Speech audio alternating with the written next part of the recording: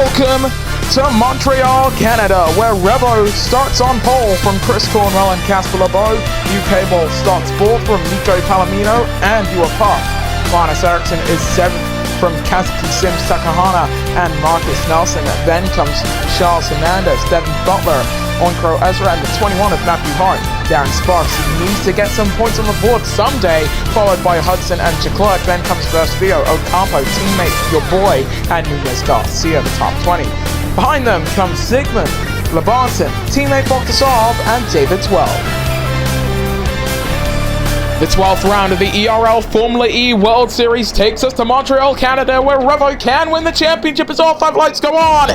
And the Montreal ePrix is underway, and it's a fantastic getaway from the 7 car. Cornwell unable to challenge his teammate, her teammate, coming through the opening chicane on board with the 96. And unfortunately for her, already the 7 is blasted off. Butler looking for the pass on Marcus Nelson. In fact, drops down to 8th behind the Dane, but out in front, doing everything he needs to win the championship. Revo leads this race from Cornwell and LeBeau in these fantastic dry conditions.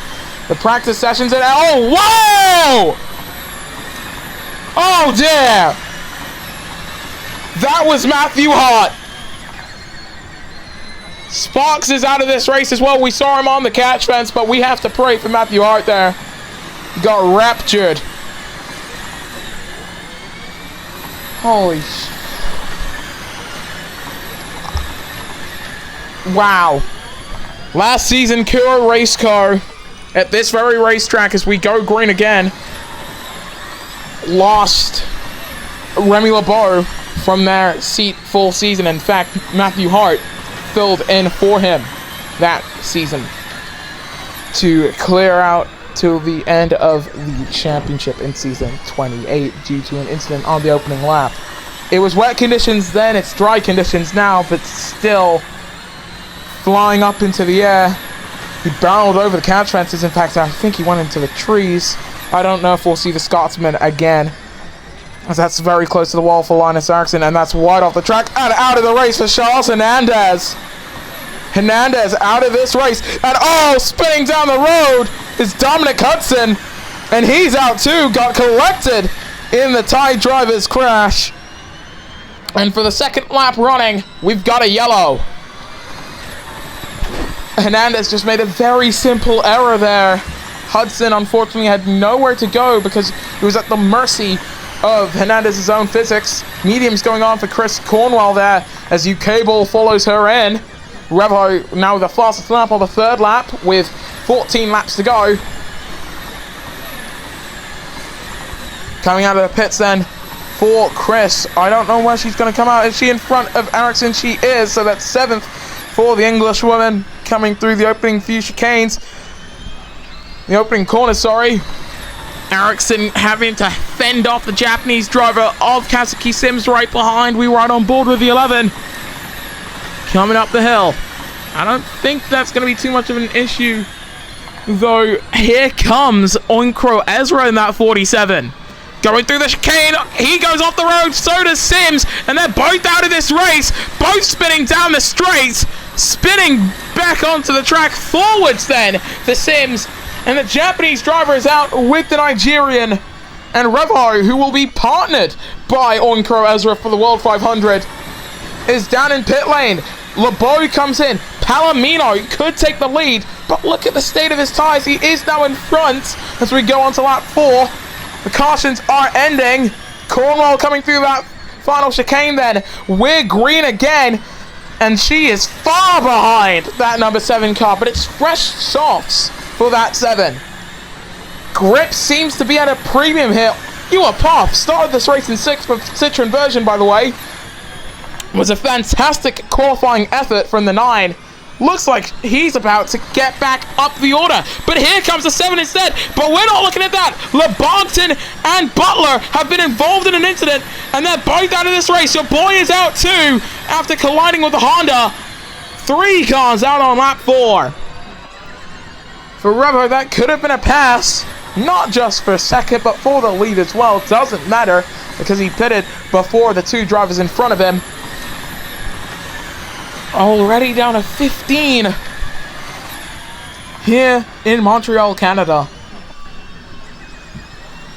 And in a day where Hyperdrive Racing's golden goose, as it were, could win his 8th title, I mean, things are going pretty well. U-Cable down in 11th, Revo up in 3rd. U-Cable must win this race with that 7 car finishing outside of the top 7 for the Englishman to still have a hope of winning this championship. But already we've got Calamity. That's down into the chicane, isn't it? What's that on the catch fence? Off the wall, what happened? What in the world happened to LeBeau and Cornwell? Because that is going down the main straight. We don't have a mini-map anymore, so we can't even hypothesize with where their darts are to know if that was in the pits or not. My best guess is that's going down the hill, and they went too wide and just didn't work out. But for the woman who started in 2nd, it will not be a race win today. She's looking at a Sims Racing seat for next season, so I don't think she's too bothered. Revo's already blasted off 6 seconds in front of Palomino and Nuapov after they come into the pits side by side for Verse Theo and Marcus Nelson. It's going to be the 13 who's going to move back in front of the Brazilian. He was knocked out in the first stage of pre-qualifying for the World 500. Stage 2 will be broadcast on Sparkplug Motorsport 2 on July 11th. And with 11 to go, Nelson doing a pretty good job blasting away from Verse Theo. 51.287, 44.360 for U-Cable. A man driving angry and into the wall for Chiklerk and Bogdasarov. Bogdasarov hitting the wall as he was coming into the pits. He's got front wing damage and a time penalty now, but we are under yellows here in Montreal once again, down to 12 cars. Jeez. David 12, who is on that relegation battle, currently 20th in the points. His teammate Zygmunt 23rd. We're about to go green again. My oh my, Zygmunt moving up to 11th there. Was the lucky dog in pre-qualifying, was allowed to do a 2nd run, while everyone else got a single run into the pits for Revo. Palomino will take the lead. And that's Revo's first green flag stop of the race. And knowing how this race has gone, there's a high likelihood that that might not be good. Once again, and Andretti passes Verse Theo. This time it's Linus Eriksson. And now with U-Cable right behind him, I'm pretty sure Amlin and Curie have to pull him in, but also into the pits for the 89. That's unbelievable. Oh, we got a yellow. It's Bogdasarov and Garcia. Is that a pit entry again? I think it is. That's down in the pits for Garcia and for Bogdasarov, or down the main straight, as it was for LeBeau and Cornwell. Those types of wrecks are just unable. We just can't catch them. But another caution. We're about to end it. With 10 cars, 10 laps to go. We're green again. Everyone's going to score points. Sure as heck has been a race of attrition. I think Revo came in again under that yellow. No, he didn't. But Verse Theo and U-Cable are now behind him. That 89 swinging it so wide through the chicane, and you can see Zygmunt do the same thing. And Revo's closing in on Linus Eriksson. Close to the wall there for the Swede. Marcus Nelson comes in for his 2nd stop. We're going to ride on board with U-Cable. Swings it out wide through the chicane once again. Ocampo on the back of Zygmunt, surely feeling a little bit of the dirty air at the very least. Hopefully we're going to get a caution-free lap in very soon. Riding on board with the 7 once again. Palomino might be the favorite to win this race at this stage. 9 seconds up on Palomino. 9 seconds up on Nuapov, sorry, for the 93. Already coming in for a 2nd time, there's the 9. I think Palomino might be able to make it to about lap 11. Might be an overestimate. But I don't think it's impossible to see that pink Porsche car take it to the end of lap 11, 6 to go, and then come in again. We're on lap 9 as it stands. versus Theo with the fastest lap, and that is a very dangerous part of the track to come out of the pits on for Ewer Path, dropping down to 6th place there. We've seen incidents down at pit entry before. You just have to go back to last season. Revo lost this race. It was in Ontario. Still a Canadian race, though, in the ERL. Swinging it outright for the 7, then side by side. Up into 2nd place as Palomino comes in. It's going to be mediums going on for that 93 car, but surely he's going to be far in front of Revo. This race has gone from being a revolutionary, sorry, I had to get 3 tries to get that right, a revolutionary battle to the front of the pack, and it still will be as the 7 somehow manages to come out in front of that 93. I wouldn't say the ball is out of Palomino's court yet, because he's got the fresh tires. 3 laps, 4 laps even, fresher than the 7 in front. So it's no wonder that he's already back on to the back of that hyperdrive in front. But the exit speed there for that blue and black car, much faster. And the championship has been won! Ewer Path and Cable have come to blows. And it's over in Montreal, Canada, with 7 laps to go in round 12.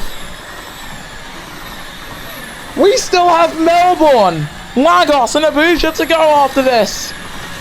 But we will know our champion already, as he comes across the line to begin lap number 11 of 17. This championship has already been won by the 7 of Revo. Just like Daph Sanchez in IndyCar, this championship has been won before the checkered flag has even fallen. But there's still a race to win for Nico Palomino, and he knows it, as versus Theo and Ericsson are dueling down in pit lane, and Ocampo is out and spinning rapidly on the main straight. 12 doesn't avoid him, gets him out of the way. Certainly has damage to that number 12 Venturi car. It's dark now here in Melbourne. Sorry, let me get my Canadian cities right. Where are we, Sparkplug? I don't know. Coming through the chicane then for the 93 of Nico Palomino, a 2nd and a bit behind Revo in front. Still with that tire offset, both of them likely with another stop in this race, in which that tire offset will likely be maintained. We're green again, 6 to go here in Montreal. 5 tenths, 4 tenths, he's closing, coming down into the chicane.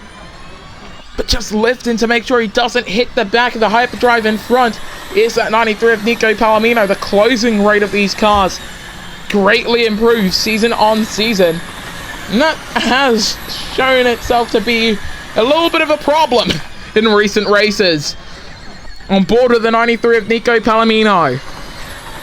Still looking for a pass. Is out of the race for Zygmunt as his teammate comes in. That's down to the Wall of Champions. That's ironic. 1.4 seconds the margin. 1.9 seconds the margin. For some reason, Revo's doing a lot better to stay within that delta time.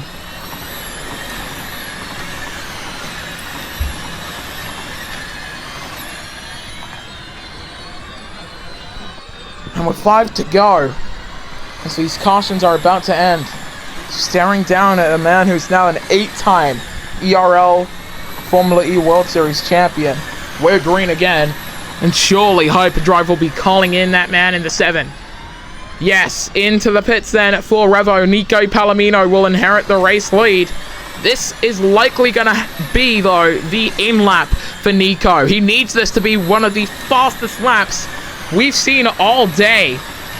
If he doesn't set any purple sectors, there could be a problem then. Out of the pits for the 7 of Revo. Now an 8-time champion. I'm going to keep hammering that one in.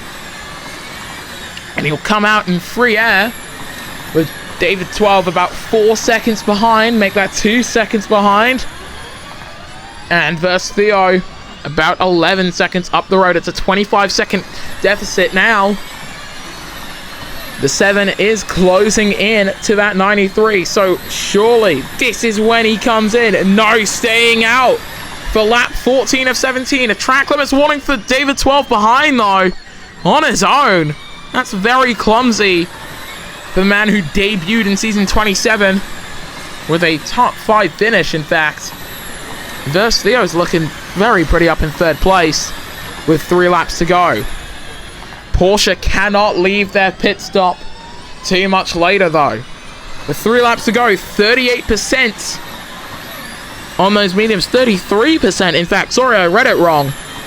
10 seconds behind is Linus Eriksson. 14 seconds now is Verse Theo. These gaps open up and collapse like a rubber band. And now Revo actually on the back of the 38 in front. There is a pass in the making here as Palomino does now dive down into the pits. Up to 3rd place for Revo. We ride on board of the 7, flying down through the chicane. Eriksson comes in too, and on lap 15 of 17, the all-time leader in race wins in the ERL reclaims the race lead here in Montreal. Revo from 12 and Marcus Nelson. Palomino comes out in 4th and is gonna have to hope that those tires for the leaders do not last.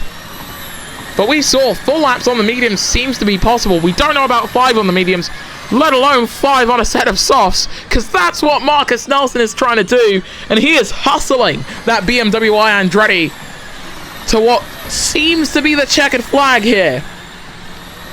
I knew for a fact Porsche could not leave that 93 car out for too long, and you've just seen why. Coming out behind both 12 and Nelson, getting very close to the wall there as we're on the penultimate lap in Montreal, Canada. Only 6 cars at this point in the race. Through the chicane for Revo. He knows that he can make a mistake and still win the championship, but if he wants to extend that lead in all-time race wins, he needs to be perfect, as he has been for a vast majority of its career, as out goes Marcus Nelson. The Season 9 champion makes this a 5-car sprint to the checkered flag for Revo now as he heads down the chicane and onto the current lap. 1 to go. For the last time here in Montreal. Next time out, we head over to Australia for the Melbourne ePrix. That'll be here on SPM1 as we go green again here in Canada. 12 has been caught by the Spaniard. And looking for a pass through the opening chicane. It's just not going to come for him. Looking to the outside, going down the hill. He's got the pass done. That is such an unorthodox place to make the pass. But with a 14-second deficit to the man in front, that lead will not return to the 93 as he comes through the chicane, taking it perfectly. David 12 being very cautious. Caution has been this man's friend all season long. 4 race wins on the season. Make it 5 for your Season 29 champion. Revo wins the Montreal ePrix as it's up to 3rd place for Linus Eriksson. Palomino coming across the line in 2nd. Eriksson coming home with a fantastic 3rd place finish. And thus Theo could have caught him. Oh! Yikes. An unbelievable race here then in Montreal, Canada. Sorry. Still can't get my places in Canada correctly. Anyway, we now have an 8-time ERL Series champion. Revo, the non-hyperdrive, has done it. His 5th win on the season. And for Nico Palomino and Tankoya Porsche, the one thing they're going to have to take away from this race is how to better strategize. Linus Eriksson coming home with 3rd. Honestly, it has been an achievement for these drivers to even see the checkered flag, with David 12 and Verse Theo being the only other finishers. Everyone else failed to see the checkered flag. 200 points on the season for Revo. Over double Nico Palomino's total. 200 points in 12 races as well. That is such an unthinkable statistic.